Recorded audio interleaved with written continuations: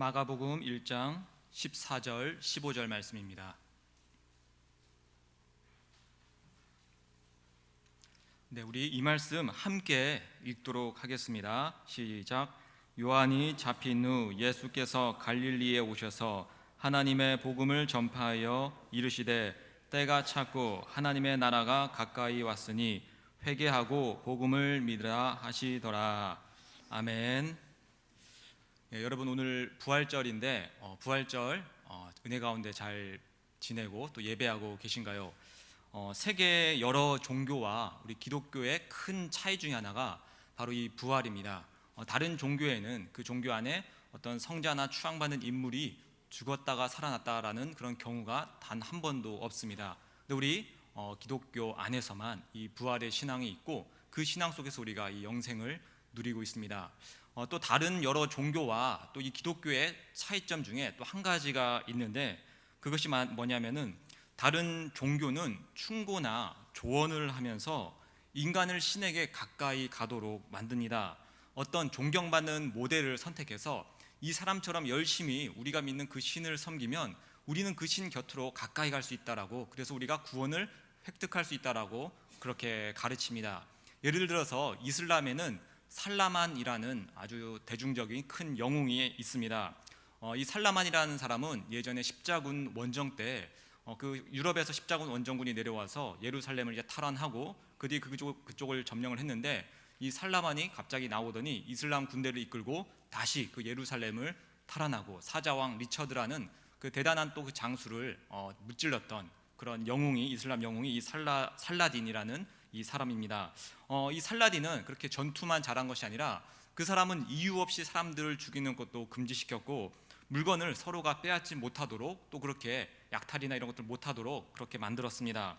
그리고 그 사람에게 항복하는 사람들을 살려주고 자비를 베풀고 또 자기의 창고에 재산을 열어서 이슬람인뿐만 아니라 다른 종교 사람에게도 이 재산들을 다 나눠준 그런 영웅으로서 이렇게 이슬람에서 회자되고 있습니다. 그래서 이슬람에서는 이 살라딘처럼 살면 우리가 알라 신에게 가까이 갈 수 있다라고 그렇게 충고하고 이렇게 해야 된다라고 알려줍니다. 또 불교에서는 라마나 마하리시라는 이런 사람이 있습니다. 이 사람은 17세의 나이에 자기 자신을 깊이 성찰해서 가짜 자기를 내 안에서 발견했다라고 그렇게 말합니다. 그래서 깊은 철학적인 그런 깨달음을 통해서 보통 소승불교라고 하는데 자기 자신의 개인 구원 부분에서는 아주 탁월하며 깊은 깨달음을 가진 사람이라고 여기고 이 사람처럼 우리가 해야지 우리가 부처에게 다가갈 수 있다라고 그렇게 말을 합니다. 이렇게 다른 종교들은 이런 사람처럼 되라, 이런 사람이 되기 위해서 노력해라 라고 하면서 그렇게 되면 신을 만족시킬 수 있다, 그 신에게 가까이 갈 수 있다라고 그렇게 말을 합니다. 한마디로 말해서 어떤 사람을 너희들이 사람처럼 지극정성을 다해라 라고 충고와 조언을 계속해서 합니다. 그러나 기독교는 그런 충고와 조언을 하는 종교가 아닙니다.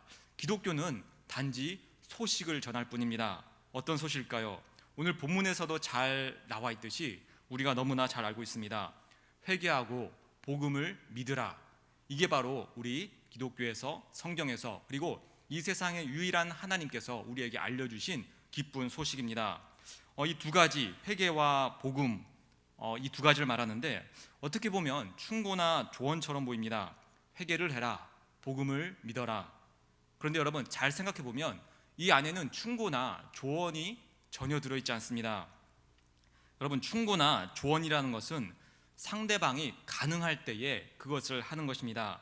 내가 그것을 할 수 있을 때 충고나 조언을 나에게 누군가가 하게 됩니다. 저한테 조언과 충고를 해주는 분들이 간혹 있습니다. 여러분 중에서도 저한테 조언이나 충고를 해주시는 분들이 있습니다. 목사에게 우리 성도님들이 갖다 어떤 조언과 충고를 해주셨을까요? 성경을 이렇게 봐야 됩니다. 이 하나님은 이런 분입니다라는 충고나 조언은 없었습니다. 대신 이런 충고와 조언이 있었습니다. 제가 이제 둘째를 낳는데 아기는 이렇게 키워야 된다, 둘째는 이렇게 해야 된다라고 하면서 이 둘째를 어떻게 잘 키울지, 한 명이면 그래도 제가 알겠는데 둘은 처음이라서 이 두 명 키우는 법을 애가 두 명 있는 이 집사님들 오셔서 잘 설명해 줍니다. 그러면 그 설명을 제가 쭉 듣다 보면 갑자기 옆에서 3명 키우신 집사님이 등장하더니 그 정도는 아니야 라고 하면서 또 자기가 막 설명을 해줍니다. 그리고 결국에는 어떤 권사님이 딱 등장하더니 우리는 6남매야 라고 하시면서 그냥 대충 키우면 돼 라고 모든 상황을 평정을 하십니다. 이 외에도 뭐 운동은 이렇게 해야 된다라고 알려주시는 분도 있고, 맛집은 또 이런 곳에 있습니다라고 또 알려주시는 분들이 있습니다. 이런 조언들, 이런 이야기들 들으면 저는 그 조언대로 그 일들을 할 수 있습니다.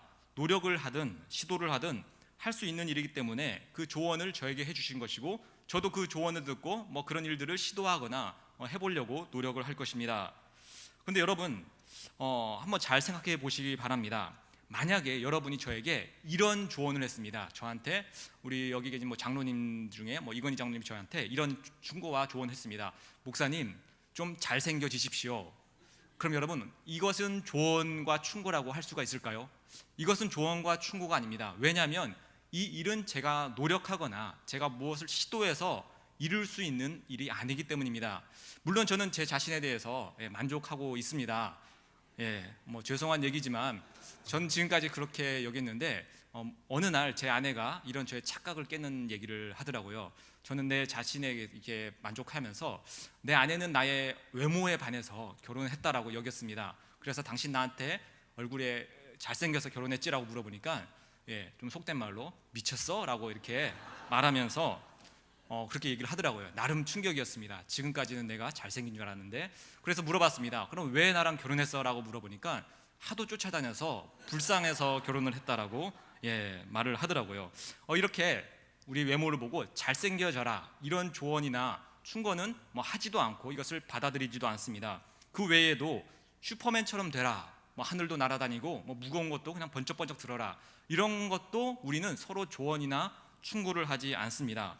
왜냐하면 우리의 노력 아니면 상대방이 이것을 노력해서 스스로 그것을 성취할 수가 없는 일이기 때문에 우린 이런 것을 조언이나 충고하지 않습니다. 그래서 저에게 원빈처럼 잘생겨지십시오라는 조언을 하는 분이 없고요, 또 저에게 슈퍼맨처럼 강해지십시오라고 말하는 사람도 없습니다. 저의 능력으로는 불가능하기 때문에 이런 조언과 충고를 하지 않는 것입니다. 근데 여러분, 회개나 또 믿음을 갖는 것도 이와 마찬가지입니다. 우리의 능력으로는 우리 스스로 회개를 할 수도 없고 우리 스스로 이 복음을 믿을 수 있는 능력이 우리 가운데에 없습니다. 여러분, 회개라는 것, 우리가 죄를 하나님께 고하는 거잖아요. 그거 우리 스스로 과연 할 수가 있을까요? 요한복음 1장 5절은 이렇게 전합니다. 빛이 어둠에 비치되 어둠이 깨닫지 못하더라. 하나님의 그 빛의 말씀이 우리 어둠에게 비쳤는데 어둠인 우리가 그 말씀이 무엇인지 전혀 깨닫지 못한다는 말씀입니다. 빛이 예수 그리스도이시고 어둠된 죄인들이 바로 우리들 인간들입니다. 죄인된 인간은 절대 예수님을 알아먹을 수가 없고, 그리고 그 예수님을 알 수가 없으니 자기의 죄를 깨달아 회개에 이룰 수 없다라고 말을 하고 있습니다. 그래서 예전에 나도 믿었는데, 예전에 나도 회개했는데 라고 예전의 신앙을 이렇게 말하시는, 옛날에 믿었다고 하는 분들을 보면 사실 거짓된 회개, 잘못된 회개들을 그분들은 해왔다는 것을 알 수 있습니다. 그분들의 얘기를 들어보면 그들은 도덕적이고 법적인 것, 윤리 도덕적으로 나와 있던 것들만 죄로 인식을 합니다. 살인하는 것, 도둑질하는 것, 나쁜 말하는 것, 미워하고 시기 질투하는 것, 이런 것을 죄로 여기고 나도 여기에 대해서 하나님 이거 잘못했으니 용서해 주십시오라고 회개를 했다라는 것입니다. 그런데 여러분, 예수님께서는 그런 세세한 죄의 항목들이 아니라 어떤 죄의 근원적인 것, 우리가 원죄라고 알고 있는 그 근원적인 죄를 지적을 하십니다. 예수님께서는 특히 바리새인을 보면서 이 근원적인 죄를 지적을 하셨습니다. 여러분, 바리새인들이 한 일들을 열거해 보면 이런 일들을 했습니다. 그들은 모든 예배에 참여했습니다. 기도도 열정적으로 했습니다. 일주일에 2번 금식을 하고 그 금식해서 그 남은 그 돈을, 저축한 돈을 남을 도와주는 데 사용했습니다. 여러분, 이런 사람이 우리 가운데 있으면 금세 알려지고 또 우리는 그 사람에게 박수도 쳤을 것입니다. 그런데 예수님께서는 이런 일을 한 사람 보고 뭐라고 했을까요? 그 사람 보고 독사의 자식이라고 하면서 너희들은 반드시 지옥에 갈 거다라고 아주 심한 말을 하셨습니다. 이 말은 인간이 생각하는 죄와 하나님께서 알려주고자 하는 죄가 아주 다르다는 것입니다. 진짜 회개라는 것은 단순히 이런 죄를 지었습니다, 용서해 주세요라고 죄의 항목 몇 개를 말한다고 해서 해결되는 것이 아닙니다. 죄라는 것은 하나님과 떨어져 있는 그 상태, 그 자체를 말합니다. 하나님을 모르는 상태에서 하는 일은 모두가 죄입니다. 하나님을 모르는 상태에서 숨을 쉬고 있다면 그 숨 쉬는 곳차 죄가 됩니다. 만약 하나님 안에 있다면 어떻게 될까요? 만약에 하나님 안에 있다면 그 사람은 죄가 하나도 없게 됩니다. 그 사람이 하는 모든 일은 선합니다. 심지어 그 사람이 하나님 안에 있다면, 예수님을 믿고 있다면 혹여라도 그 사람이 살인을 하게 돼도 하나님은 그것을 죄라고 여기지 않으십니다. 여러분, 과거에 이 출애굽한 이스라엘 백성들이 이 광야를 지나면서 하나님께서 수많은 이방 민족들과 전투를 하게 하셨습니다. 그리고 하나님께서는 무엇이라고 명령을 하셨을까요? 그들을 살려줘라, 자비를 베풀라고 하셨을까요? 아닙니다. 그들을 멸절하라, 아이들까지 싹 다 죽여라라고 했습니다. 그리고 하나님께서 이스라엘 백성이 다 그들을 죽였다고 해서 너희들 왜 살인하지 말라는 십계명 어겼어라고 이스라엘을 벌하신 적이 없습니다. 반대로 오히려 살려주고 자비를 베푸면 너희들 왜 내 말대로 안 하느냐라고 오히려 이스라엘 백성들을 꾸짖으시고 벌을 주셨던 경우가 있습니다. 이 살인이라는 것, 우리 인간의 눈으로 윤리도덕으로는 죄인데 하나님의 눈으로 봤을 때는 전혀 다르다는 것입니다. 하나님 안에 있다면, 심지어 우리가 혹시라도 그런 일을 행하더라도 우리에게는 그 죄가 성립이 안 되는 것입니다. 이렇게 죄라는 것은 우리가 하나님 밖에 있으면 아무리 선한 일을 많이 해도 그 자체가 죄이고, 반대로 하나님 안에 있다면 우리가 어떤 죄를 지어도 예수 그리스도로 말미암아 다 용서받았기 때문에 죄가 성립이 안 됩니다. 그 죄가 용서를 받았기 때문입니다. 그래서 이 회개라는 것은 결국에는 인간이 할 수 있는 일이 아닙니다. 우리의 능력의 범위를 벗어난 일입니다. 여러분, 숨 쉬는 것이 죄라고 생각해 보십시오. 숨을 안 쉴 수가 있겠습니까? 이처럼 인간은 죄만 짓고 살아가는 존재이기 때문에 그 죄를 해결할 수도 없고 스스로 회개에 이를 수도 없습니다. 그러면 어떻게 하면 우리 인간들이 회개를 할 수 있을까요? 무엇이 죄인지조차 모르는 우리가 회개할 수 있는 방법이 있기는 할까요? 성경에서는 단 한 가지의 방법을 제시합니다. 회개는 우리 인간이 못하고 오직 성령님만이, 성령이 임한 자만이 회개할 수 있다라고 말씀하십니다. 요한복음 16장 8절 9절은 이렇게 전합니다. 그가 와서 죄에 대하여, 의에 대하여, 심판에 대하여 세상을 책망하시리라. 죄에 대하여라 함은 그들이 나를 믿지 아니하며. 이 말씀이 우리에게 잘 알려주고 있습니다. 성령님께서 오셔서 하신 일 중에 죄와 의와 심판에 대해서 책망하시고 심판하시는데, 죄에 대해서 어떤 것을 하시냐 하면은 그들이 나를 믿지 않은 것을 나는 죄라고 할 것이다 라고 알려주신다는 것입니다.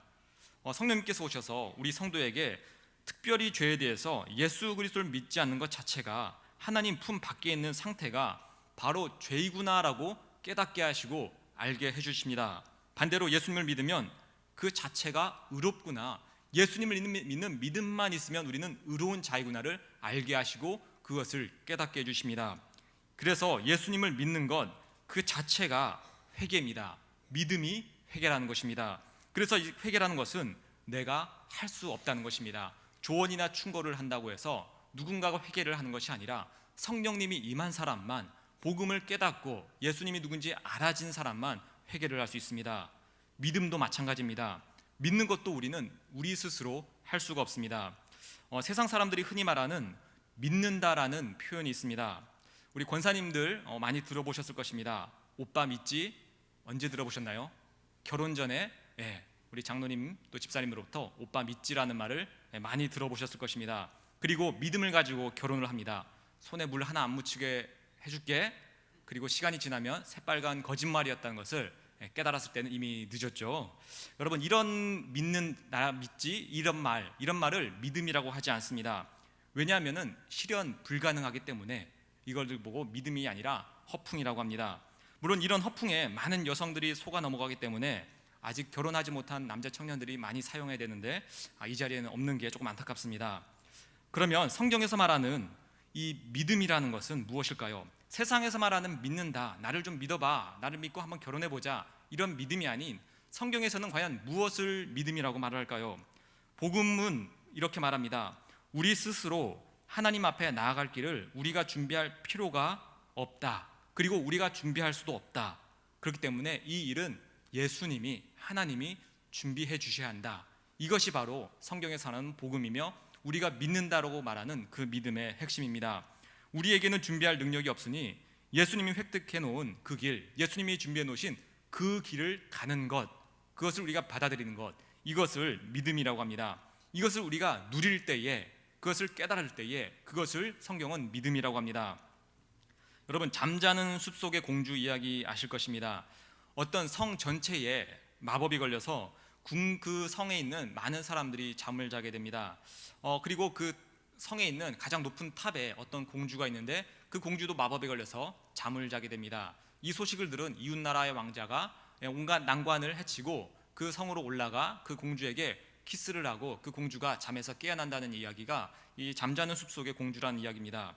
근데 여러분, 만약에 그 공주가 키스를 받고 잠에서 깼는데 그 사실을 모른다면 어떻게 될까요?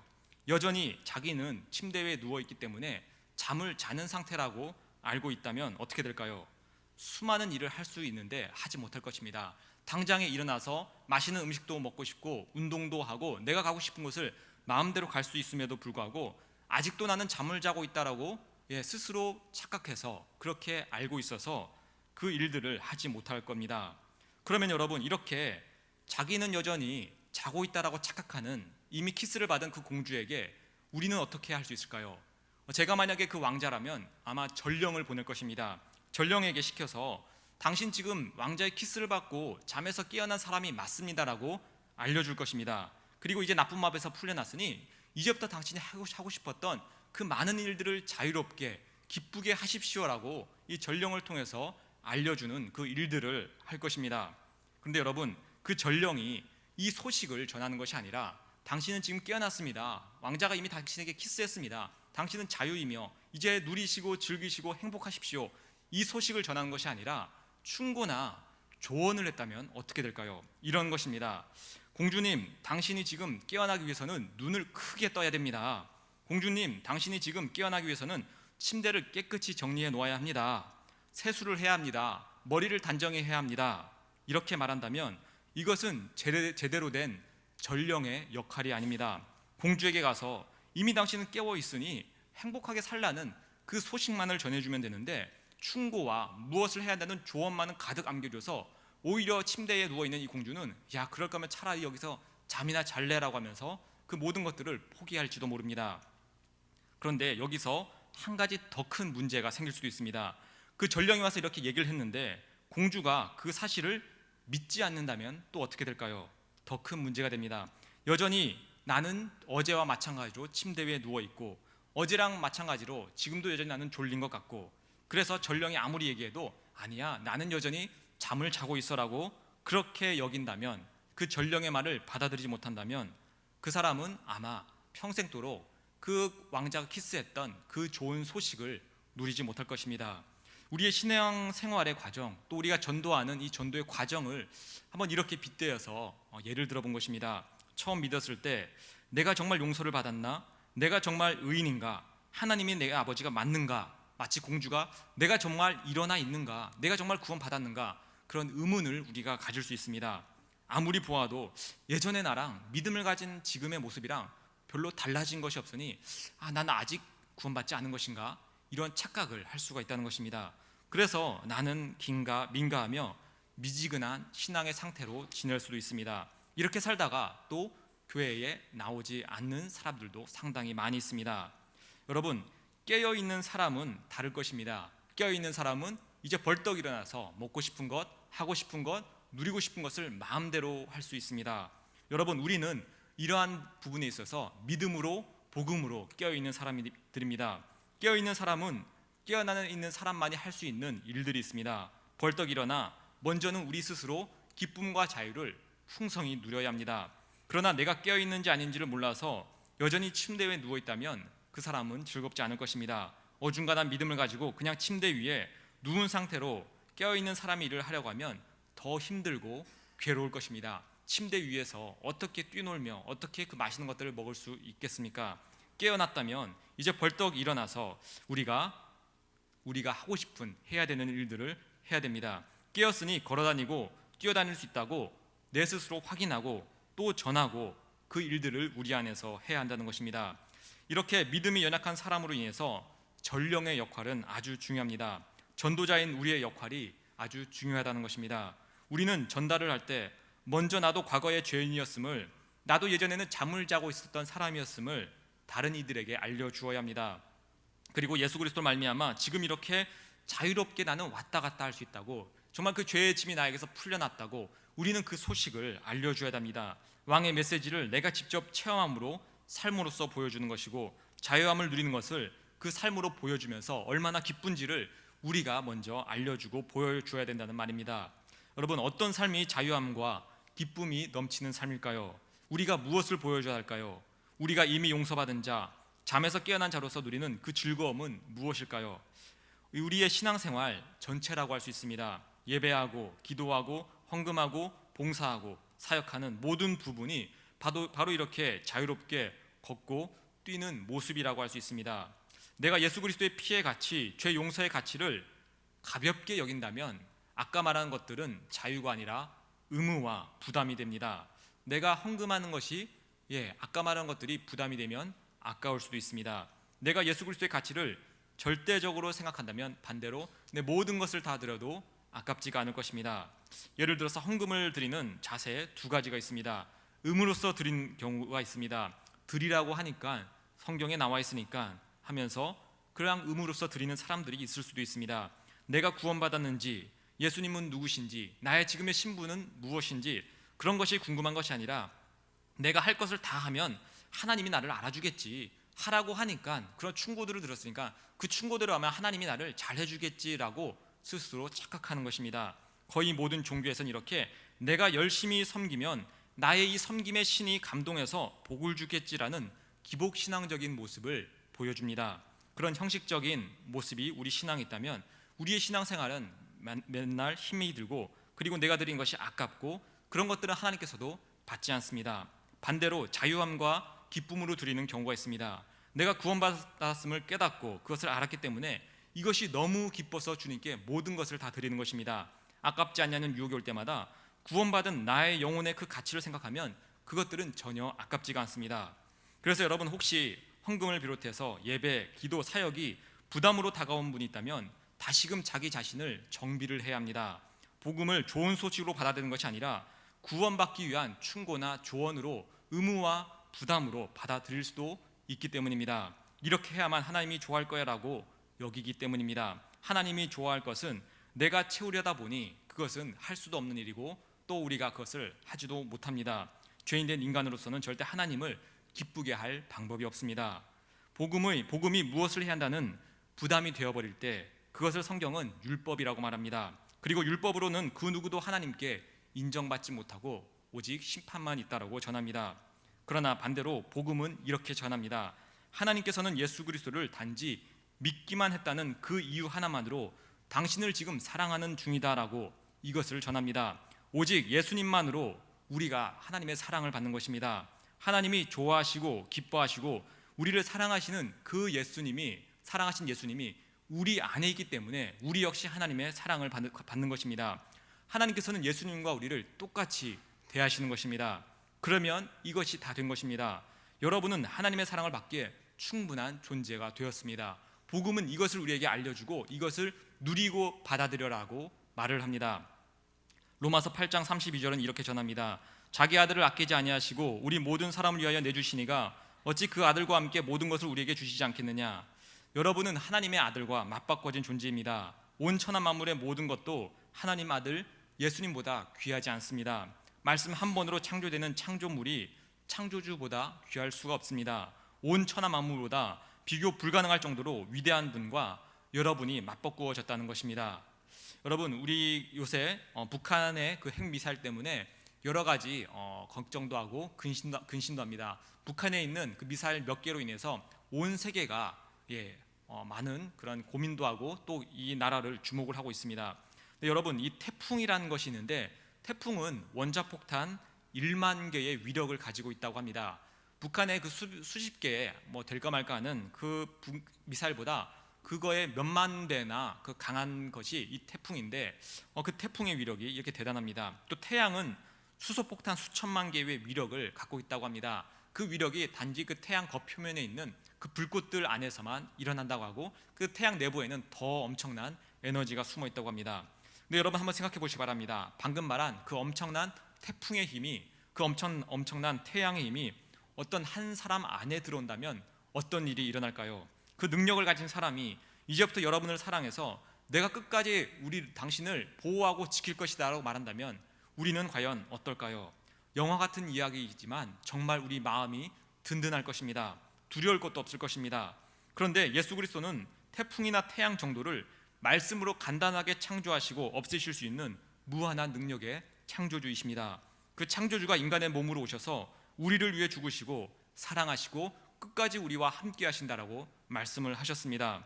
온 천하 만물, 온 우주보다 더 강력한 그분이 모든 능력을 우리를 사랑하기 위해서 사용하셨습니다. 그 엄청난 능력을 우리를 사랑하시기에 십자가에서는 아무 능력도 발휘하지 않으시기도 하셨습니다. 여러분, 이 사랑의 위력이 얼마나 대단하고 얼마나 진하고 아름다울까요? 그 사랑을 우리가 먼저 누리시기 바랍니다. 하나님의 사랑을 조언이나 충고로 변질시키지 말고 이 좋은 소식과 기쁜 소식을 그대로 알려주며 전할 때 그곳에서는 놀라운 일들이 일어날 줄 믿습니다. 마지막으로 우리 좋은 날, 우리 4월 22일을 준비하면서 그럼 이 복음의 메시지를 우리가 어떻게 전하면 좋을까를 한번 생각해 봤으면 합니다. 전도에 실패하는 몇 가지 유형들이 있습니다. 몇 가지 유형이 있는데 한 4가지 정도만 여러분과 잠깐 나누겠습니다. 먼저 실패하는 유형입니다. 잔소리하는 유형이 있습니다. 교회 가야지라고 하면서 잔소리가 시작됩니다. 그리고서 술 먹으면 안 되지, 담배 먹으면 안 되지, 옷걸이 이게 뭐니, 머리는 그게 뭐니, 집안 꼴은 이게 뭐니 하면서 교회 가야지 시작해서 온갖 잔소리가 이어지면서 그 얘기를 듣는 사람이 난 절대 교회 안 가라고 그렇게 마음을 다치는 경우, 그래서 잔소리 하시는 유형이 있고요. 또 귀찮게 하는 경우도 있습니다. 일어나면은 교회 가야지, 밥 먹고 교회 가야지, 잠자기 전에 교회 가야지, 만날 때마다 계속 귀찮게 그렇게 얘기를 하면서 귀찮게 할 때에 그 사람은 또 마음이 다친다고 합니다. 또 화를 내는 사람이 있습니다. 왜 안 가는데, 내가 지난번에 이렇게 맛있는 거 사줬는데 왜 안 가는데 하면서 막 화를 내고 내가 스스로 막 먼저 분을 내면 그럴 경우에도 상대방은 이 교회에 잘 나오지 못한다고 합니다. 또 말 안 해라는 유형도 있다고 합니다. 아무 말 안 하면서 너는 교회 가야 되라고 이렇게 전달하는 분들이 있습니다. 이런 분들입니다. 헛기침을 한번 합니다. 이러면은 이 안에는 당신은 꼭 교회 가서 예수를 믿어야 되라는 것이 담겨져 있다고 스스로 생각하면서 상대방의 헛기침을 합니다.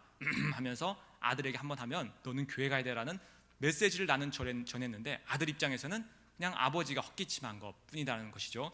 이런 유형들이 곳곳에 있는데 이런 유형으로 인해서 이런 유형으로 전도를 하면 전도가 잘 안 되고 교회에 나오려는 마음이 다친다고 합니다. 그러면 우리가 이 전도를 어떻게 해야 될까요? 여러분이 우리 4월 22일 우리 곳곳에서 내가 품은 태신자를 우리 교회로 인도할 때 우리는 어떻게 하면 그들을 더 주의 말씀을 전하면서 이곳으로 오게 할 수 있을까요? 우리가 이것에 대해서 한 3가지 정도만 우리가 나눠보기 원합니다. 먼저 이 전도는 도를 전하는 것입니다. 여러분, 도라는 것은 바로 이 복음, 방금 말한 그 기쁜 소식, 충고나 조언이 아닌 그냥 하나님께서 우리에게 하신 소식을 말합니다. 근데 여러분, 우리가 교회 와라라고 했을 때 물론 이 안에도 복음이 있죠. 교회 와서 예수님을 알고 그 일들을 우리가 알 수 있을 때 이것은 우리에게 복음이 되고 아까 말한 도가 됩니다. 근데 여러분, 이 도라는 것은 조금 더 구체적으로 말해서는 예수님에 대한 이야기입니다. 그냥 교회 와라만으로는 그 자체가 도가 될 수가 없습니다. 그래서 우리는 먼저 우리 이웃들, 내가 품은 태신자에게 말씀을 우리가 전해줄 때 그곳에서 구원의 일이 일어나게 됩니다. 우리는 단순히 교회 와라라는 때로는 충고와 조언으로 변질될 수 있는 그 말 대신 말씀 그 자체를, 복음 그 자체를 전해줘야 합니다. 말씀을 알아야 되겠죠. 알아야 전해주겠죠. 말씀을 알기 위해서는 여러분 어떻게 될까요? 기본적으로 우리가 주일에 한 번 교회에 오는데 사실 그것으로는 우리가 풍성히 이 말씀을 상대방에게 알려주습니다. 제 생각에는 적어도 수요일과 금요일도 오셔서 여러분이 말씀을 좀 들어야 그 말씀이 내 것이 되고 그것을 내가 내 이웃과 내가 사랑하는 자들에게 전달을 할 수 있습니다. 그리고 조금 더 열심을 내면 새벽에 나와서 말씀들을 매일매일 조금씩 듣다 보면 그것들이 하나하나 내 것이 됨을 알 수 있습니다. 그럼 그것들이 내 것이 되면 어떤 일들이 일어날까요? TV나 우리의 삶에서 일상적인 일을 할 때 그것들을 복음으로 해석할 수 있는 일이 나옵니다. 내가 말씀을 전하겠다고 내 아들을 앉혀놓고서 잘 들어라, 이제부터 사형리 얘기해 줄게라고 사형리를 쭉 얘기하면 아마 지루해서 중간에 듣다가 가버릴지도 모릅니다. 그런데 우리가 평소에 살면서 TV를 보던가 하면서 여러 가지 사회 문제들이 하나하나 나올 때 그 속에서 복음의 진리를 꺼낼 수 있을 말씀의 실력이 된다면 어떻게 될까요? 예를 들어서 TV에서 어떤 사람이 몸이 아픈 환자들이 나오는 경우가 있습니다. 그럼 그것 갖고 얘기할 수 있겠죠. 야, 저렇게 몸이 아픈데 어떻게 할까? 성경에는 예수님이 몸 아픈 사람을 고쳐주는 이야기가 있는데 너 혹시 아니? 근데 그것이 사실은 우리의 영혼의 병든 상태를 알려주기 위해서 우리의 외적인 모습을 고쳐주신 이야기야 라고 얘기해 줄 수도 있고요. 또는 사람들이 맛있는 것을 먹는 걸 보면서 야, 예수님도 오셔서 우리에게 먹을 것을 많이 주신 적이 있어 라고 하면서 예수님이 음식을 통해서 말씀을 전해주신 것도 얘기할 수 있습니다. 또 지진이나 태풍 같은 큰 자연재해가 오면 예수님께서 이렇게 자연재해에 대해서 왜 이런 일들이 일어나는지, 이 인간의 죄로 인해서 이 일들이 어떻게 일어나는지 또 그렇게 알려줄 수 있습니다. 세상의 다양한 문제를 말씀을 통해서 진리로 새롭게 해석을 할 수가 있는 거겠죠. 이렇게 하려면 어떻게 될까요? 여러분, 그냥으로는 안 되겠죠. 말씀을 듣고 또 듣고 그것이 내 것이 될 때 그것이 나의 실력이 되고 말씀의 실력이 되고 진짜 복음, 진짜 도를 전하는 그 일들이 우리에게 될 것입니다. 이 일들은 단순히 목사님만 하는 일이 아닙니다. 우리 장로님만 하시는 일도 아니죠. 우리 집사님들도 당연히 다 할 수 있습니다. 여러분, 스데반도 직분이 뭐였죠? 집사였습니다. 빌립도 집사였습니다. 그분들이 하신 일이 뭐였나요? 말씀을 전했습니다. 그리고 순교도 하기도 했습니다. 집사님들도 이런 일을 충분히 할 수 있고 반드시 해야 합니다. 그래서 여러분, 이왕이면은 수요일과 금요일은 기본으로 우리 집사님들은 나오셔서 말씀을 듣고 내 것으로 만들고 그것을 내 이웃들과 내가 품은 그 사랑하는 사람들에게 말씀을 전해줄 때, 도를 전해줄 때 그들의 마음간에서 나도 그럼 교회 가볼까라는 그 마음이, 궁금함이 생기며 이 교회로 올 줄 믿습니다. 두 번째로는 우리가 반드시 기도를 함으로 우리 태신자들을 이곳으로 인도해야 합니다. 여러분, 기도는 뭘까요? 기도는 우리의 소원을 들어달라고 하나님께 때를 쓰기 위해 하나님이 우리에게 주신 것이 결코 아닙니다. 물론 우리가 초신자 때는 사실 우리의 개인의 욕심을 구할 때도 많이 있습니다. 그런데 그것의 본질의 의미를 알면 알수록 우리는 내 것을 이제부터 구하는 것이 아니라 하나님의 것을 구하게 되겠죠. 기도의 본질은 하늘의 뜻이 내 뜻이 되는 것이 바로 기도의 본질입니다. 그래서 하늘의 것이 내 안에서 하나님께 구하게 될 때 그것이 바로 우리 안에서 제대로 된 기도이며, 그 하늘의 것을 내가 구하니 당연히 내가 구하는 모든 것을 다 하나님께서 들어준다라고 성경은 말하고 있습니다. 하나님께서는 모든 사람을 구원하는 것이, 모든 사람을 사랑하는 것이 하나님의 뜻이며 마음이다라고 말씀을 하셨습니다. 그래서 여러분, 우리가 태신자를 생각하며 그분들을 위해서 기도할 때에 우리는 그 안에서 능력이 일어남을 보게 되며 우리가 무엇을 해야 할지를 알게 됩니다. 우리 아까 혹시 그 로비에 선물 상자 혹시 보신 분들 계시죠? 우리 태신자 품으신 분들 선물 상자 갖고 가셔서 태신자들에게 전달을 이렇게 해달라고 했습니다. 여러분, 한번 여러분 마음속으로만 대답을 해보시기 바랍니다. 저 선물 상자를 받고 교회 안 나오려는 사람이 교회에 나올 수 있을까요, 없을까요? 마음속으로만 대답을 해주세요. 제가 들으면 상처를 받을지도 몰라요. 왜냐하면 우리도 알다시피 아마 거의 그 마음을 변하지 않을 겁니다라고 스스로 어느 정도 그렇게 생각을 합니다. 저 역시도 알고 있습니다. 근데 여러분, 저렇게 고생을 하면서 저런 걸 만든 이유가 무엇일까요? 여러분, 저게 그냥 뚝딱 된 것 같지만 저거 살려고 인터넷 뒤지고 여러 군데 또 해서 주문하고 또 받고, 또 우리 권사님들 모여서 맛있는 거 먹으러 간 거 취소해서 짜장면 먹으면서 상자 접고, 또 저기 이제 달걀 넣고 또 포장지 넣고 또 간식 사오고 넣고, 이렇게 귀찮은 일들을 굳이 하면서 그래도 저거 받으면 사람이 올까, 마음이 안 변할지도 몰라라고 하는 이 일을 왜 할까요? 여러 가지 이유가 있는데 제 경우만 얘기를 해드리겠습니다.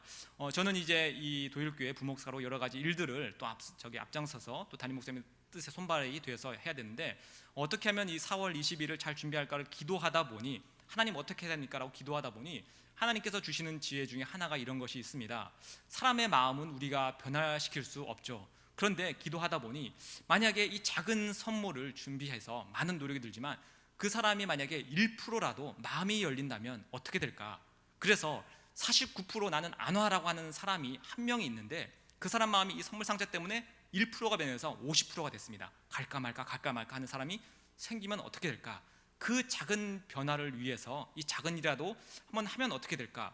기도를 했더니 이런 마음이 안에서 생기는 것입니다. 여러분도 마찬가지입니다. 태신자를 위해서 기도해 보시기 바랍니다. 그들을 위해서 기도하면 내 안에서 그들을 위해서 무엇을 해야 할지 하나님께서 지혜를 주실 것입니다. 그럼 그 지혜대로 행동을 하시면 됩니다. 그래서 우리는 이 태신자들을 초청하면서 품으면서 꼭 기도를 해야 합니다. 마지막으로 우리는 이 태신자들을 초청하면서 행동을 하시기 바랍니다. 구원은 여러분 누가 하는 것일까요? 방금 우리가 들은 것처럼 우리가 할 수 없고 하나님이 하시는 일입니다. 여러분 그러면은 이런 생각을 할 수 있습니다. 구원이라는 것은 하나님이 하시면 내가 뭐 할 필요가 없네. 만약 이 사람이 구원받기로 작정되어 있는 사람이라면 내가 굳이 가서 이 사람을 전도하지 않아도 언젠가 이 사람이 전도받겠네라는 생각을 우리가 충분히 할 수 있습니다. 근데 여러분 방금 얘기한 것처럼 내가 전도 안 해도 하나님이 이 사람을 구원코자 하면 구원을 하십니다. 근데 문제가 한 가지, 두 가지가 있습니다. 어떤 문제일까요? 이런 문제가 있습니다. 첫 번째는 우리가 하나님의 도구, 일꾼으로서 우리에게 맡긴 사명을 우리가 거절을 했다는 것입니다. 하나님을 믿는다고 나의 주인으로 구주로 고백했는데 내가 하나님의 말씀을 정면으로 거절하고 안 하겠다라고 하는 것, 이 사람은 하나님 알아서 하겠지라고 내가 안 한다면 그것이 바로 우리가 하나님의 뜻을 정면으로 거절하는 것입니다. 이 거절한 사람들 성경에 참 많이 나와 있죠. 우리가 요새 창세기를 배우고 있는데 아담과 하와가 먹지 마라는 것을 먹는 그 일을 했듯이 우리가 전도를 안 한 것은 그냥 안 한 것이 아니라 하나님의 말씀을 거역한 것이고 거부한 것입니다. 그래서 첫 번째로는 우리가 하나님의 말씀을 거역했다는 큰 죄를 짓는다는 문제가 있고요. 두 번째는 뭘까요? 두 번째는 내가 정말 구원받은 자가 맞나라는 고민을 해야 한다는 것입니다. 구원받은 자가 맞다면 그 소식이 너무 기쁘기 때문에 전하지 않고서는 견딜 수가 없습니다. 여러분 만약에 우리 도일에 정말 맛있는 식당이 생겼고 그리고 그 식당에서 일주일 동안 무조건 무료라고 한다면 여기 계신 권사님들 아마 저한테 한 10분은 오셔서 그 얘기를 하셨을 것입니다. 왜냐하면 기쁘고 즐거운 일이기 때문에 복음이기 때문에 복스러운 소식이기 때문에 전할 것입니다. 근데 여러분 구원도 마찬가지입니다. 정말 기쁘고 좋은 소식이라면 전하는 것이 당연한데 만약 내가 전하지 않고 있다면 과연 이 복음이 나에게 복음으로서 왔는가, 기쁘고 즐거운 일로 지금 나에게 다가왔는가 스스로 반드시 고민을 하셔야 합니다. 그래서 반대로 전하지 않는 것이 아니라 전할 때에는 어떤 일이 일어날까요? 그전에는 내가 하나님께 순종하지 못했는데 지금은 내가 주님의 일꾼으로 복음 전하는 자가 되었구나를 확인할 수 있습니다. 그리고 지금 내가 이 복음을 때로는 부담이 오지만 그래도 기뻐하며 사명감을 느끼며 내가 전하고 있구나. 다른 말로 내가 복음을 전하면서 내가 구원받았구나. 이것을 다시금 확인할 수 있는 것이 바로 우리가 이 전도의 행함을 행할 때 우리는 우리의 이 복음을 더욱 풍성히 누릴 수 있습니다. 그래서 여러분 우리가 이 좋은 날 4월 22일을 준비하면서 여러분 다른 이 태신자에게 내가 부른 태신자에게 뭐 해라 와라 가라 이런 조언이 아니라 충고가 아니라 그들에게 우리가 사랑이라는 기쁨이라는 즐거움이라는 소식을 꼭 전해주기 바랍니다. 내가 너를 사랑한다는 말로도 전해줄 수 있지만 사랑의 10마디 말보다 한 번에 밥 사는 것이 더 큰 위력을 발휘할 수도 있으니 밥도 사시기 바랍니다. 그러면서 충고와 조언이 아니라 그 사람이 할 수 없는 거잖아요. 회개와 믿음이 그것이 아니라 복음에 있는 이 기쁜 소식을 그대로 하나님께서 이렇게 하셨고 나는 이렇게 기쁨을 누리고 있습니다. 당신도 누리기 원합니다. 이 기쁨을 누리기 위해서 맛있는 것도 사줄 것이고 당신이 원하는 것 기쁜 것 즐거운 것을 내가 하기 원합니다. 이 기쁨과 즐거움을 복음된 소식을 함께 전하며 우리도 누리는 우리 모두가 되기를 간절히 소망합니다. 함께 기도하겠습니다. 하나님